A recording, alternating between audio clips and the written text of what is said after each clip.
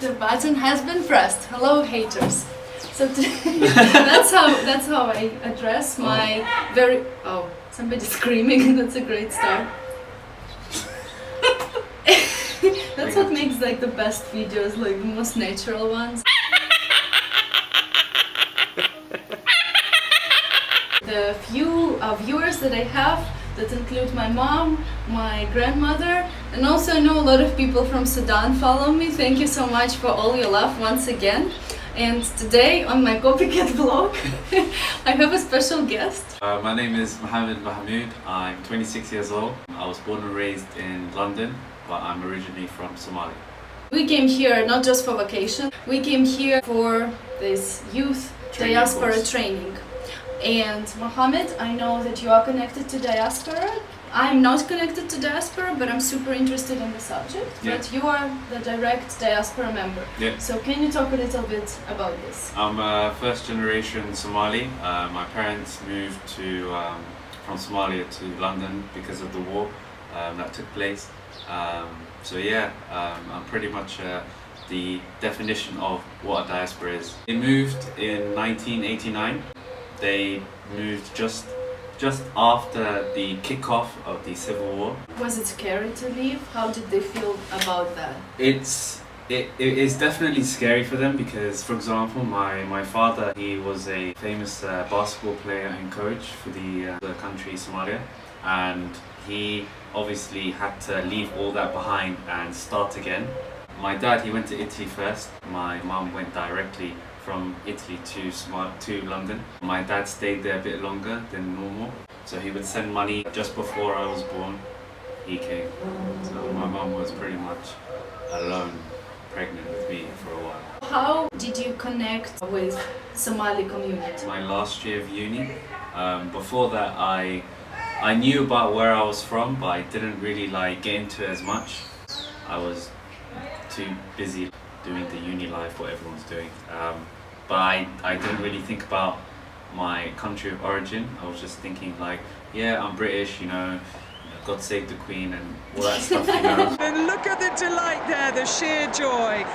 Magnificent scenes, the crowd seeing that as well on the big screen and responding. My dissertation was on Somalia.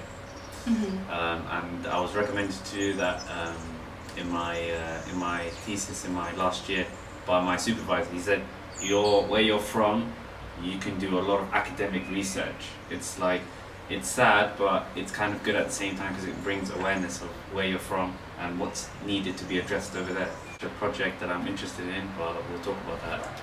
Yay, you wrote a book. That's amazing for such a young person as well. What they follow, all the different tribes that are in Somalia, the different systems that are in place, the food, the language, the different dialects. So that did you find some of the things weird, maybe? In the Somali culture, there's this, it's quite funny actually, they base your appearance with a nickname. For me, for example, I get told that I don't look Somali, I look Asian. Okay. So they would say to people in Somalia, if I were to go there, they would say, or people in the diaspora, they would be like, you don't look Somali, you're Asian. There's a term called Temajula, which means soft hair. Temajula. And that name would stick with you until you die. It's just something that is within you. That's would people actually call you by your name at the same time, or no? That would be because there's name. So many Mohammeds, so people would be like Mohammed Temajula, and then people would be like, I know who he is. You tattoo your hair? Is it really soft? Yeah. So that makes sense. Something like that. That's obviously coming from the British perspective. I found that quite strange. British small people talk. Would use your nickname for insult. They would say oh, you got a long nose, or you got stick legs, or something like that. They would use. It's normally offensive, but it's one thing. But one thing about the Somali people is we're not really we don't take offense because it's within our culture, because it's no one really takes things to heart. But at the same time, we're very emotional when it comes to our culture. So it's quite a controversy. Yeah, it's a big controversy. But I mean, it's always a good thing to be humorous about yourself and a bit ironic and don't take life too seriously. Yeah. One thing about like the Somali people that are coming from the region and moving abroad, it's kind of like a good thing, but at the same time it's not, because they move and they have this mentality that one day they will move back, so they're not fully like integrated into the society that they're residing in. They're not fully involved because somehow they believe that they're going to go back home and things will go back to how they are. So that's... But maybe it's not a necessarily bad thing. In a way, when you have such mindset, you don't, like, you know, your heart is not broken when you have to leave your country. So it's kind of a positive outlook that one day I'll go back and it will be fine. Yeah, it's that, but I think it's a confusion for the diaspora, people like me, for example. It's like, I'm born and raised in London. Pretty much my whole life has been there. Without, obviously I've been traveling to other places, but majority of my life has been in there. I would say that should be realistically my home, but it can't be, because obviously, you know, my skin color tells me otherwise, that I'm not from Britain. I have to acknowledge where I'm from. Like, there's a saying, basically, it's like, in order for you to move forward, you have to know your past. Did you experience any kind of discrimination based on the color of your skin? Oh yeah, there is, of course, like as many other like countries. But I think one of the main things that I found is that whenever I try to like integrate into British society, there's always something where like I kind of like pause, like I don't go towards, because it's, I don't know, I think it's more to do with my culture. It's like I'm like following the British like sort of society route, what everyone's doing, you know, whatever it may be. But then there is a fine line where I'm like, my culture doesn't accept this, so I'm not going to do it. So then I stop. Yeah. And then the people that are from the British society will look at me and be like, why aren't you integrating? And it's like, if you don't integrate, you're seen as an outsider, but if you do, you lose part of yourself and your culture. So it's you like, also can feel like you're a bit fake to yourself. Exactly, yeah. So it's but like then there is like your core self, and sometimes it goes against. I'm saying this because like I'm a Russian person, but in so many ways I feel like I belong to some other cultures, and the more you travel, the more you're like, oh, I want to get this part from this culture.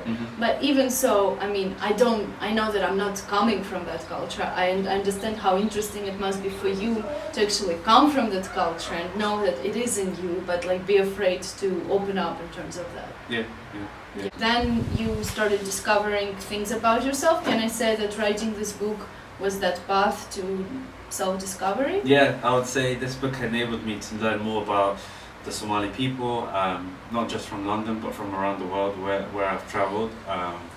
And it made me realize that there are so much good stuff that people are doing, but it's not being portrayed in the mainstream media.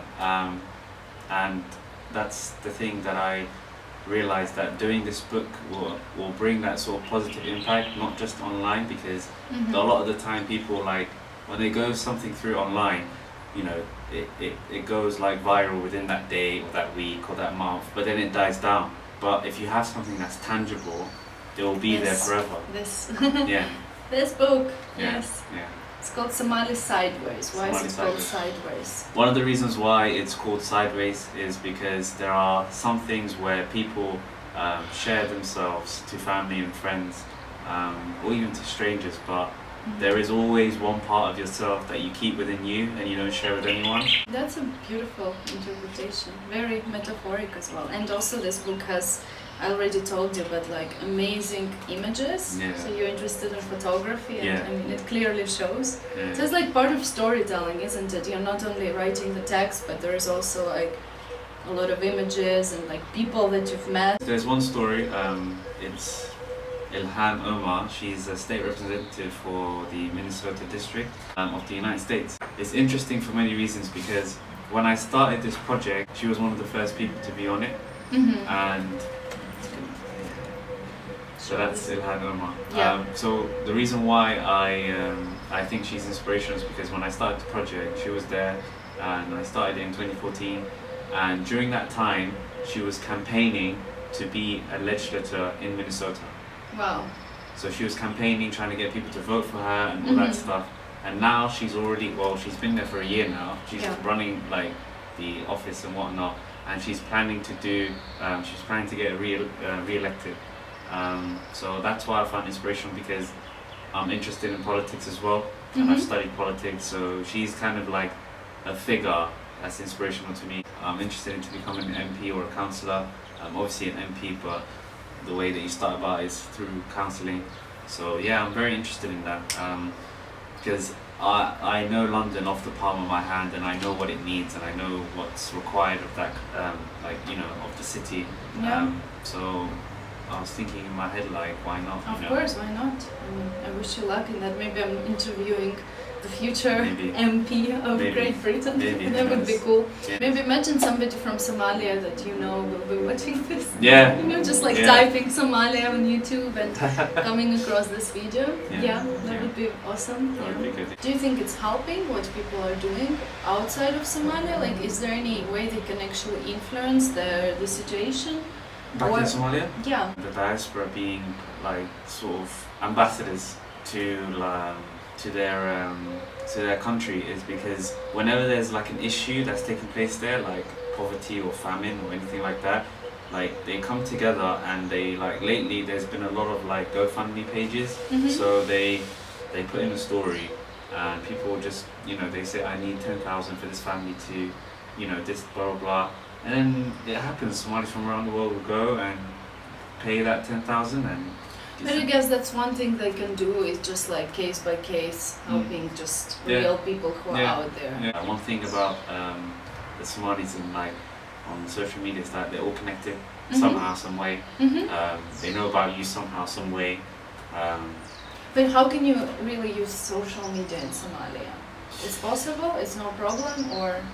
Yeah, Somalis use social media. It's very surprising. I know. I mean, it might sound. I'm learning about Somalia, I know. like I told you. So they do, don't be surprised if I ask silly questions. It's okay. It's fine. I found like Somalis, they have social media. They use it to promote the beauty of the region. Some of them, like they have Instagram pages where they showcase. I saw some. I actually saw some. So and I had some comments on my vlog where people were saying like, "Oh, I'm Somali. I'm watching it. I don't know, vlog about Sudan." But so that surprised me, to be honest.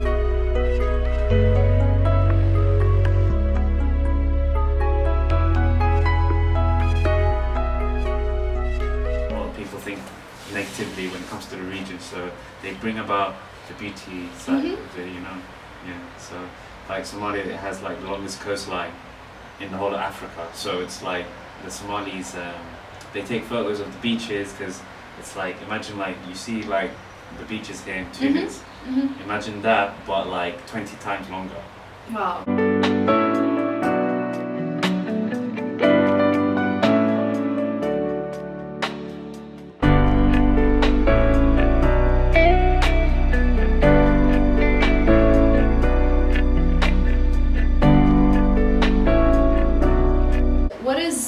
One myth about Somalia that maybe you would like to break, or you would like to say that that's not true, like there is people saying this, but it's not the true. Reality.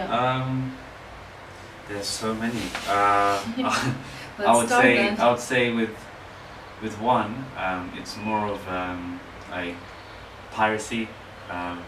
Like a lot of the time, whenever I go to events, non-Somali events, it's like, I say, "Oh, where are you from?" And I'm like, "Yeah, I'm originally from Somalia," and they're like, like they bring up these like jabs, like these like low jabs to say like, "Oh, you're not a pirate, are you? Or you're not going to blow us up," or stuff like that, It's one of those misconceptions that I'm trying to combat. I'm just hiding my, exactly. pirating attributes. I don't know.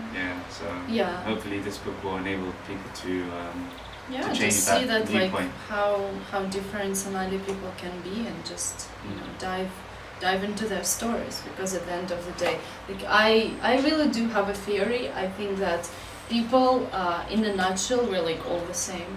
I mean, of course there is nature, and then there is nurture, the ways that we were brought up. Like, have you ever imagined that, like, what would your life be if like, let's say things are peaceful in Somalia and you just live there all your life? Yeah. And I don't think there is like right or wrong in that respect, because I think I'll be a different person then. you would be a different Because person. my dad was quite like relatively known there, so I would probably be relatively known too. Maybe famous in P of Yeah, yeah. Probably even more known than this book. If things get peaceful, would it be your dream To move back? Yeah. It's a very interesting question. I don't think I have to answer to that. I think London for me is a place where I would stay, because it's more of the comfortability. You know, I think home and comfortability go hand in hand, and I think London is pretty much my sort of comfort zone. Yeah. Yeah. But then, who knows? And I think, there is nothing wrong with that. If you were born there, maybe one thing, if you were born in Somalia and you had some memories about that. And then I moved out to London, then that'd be different. That would be very different. But yeah, I'll visit Somalia. I've never been so far, which is quite surprising. But surprise, surprise, why not? You could say a message to Somali people who potentially watching it. I hope you do. It's not just my granny and my mom who don't understand English, by the way, but still watch it. But like, what would you say to these people? I think every Somali individual has a responsibility to try and give back, whether it's voluntary work or trying to go back and make a difference in the country by forming initiatives. If you're an entrepreneur, like creating startups in whatever the country really needs, and if you have an idea and you don't have the funds to it, like I did this book with my own like sort of money. I had no funds for it or no sort of help, because I was very passionate in it.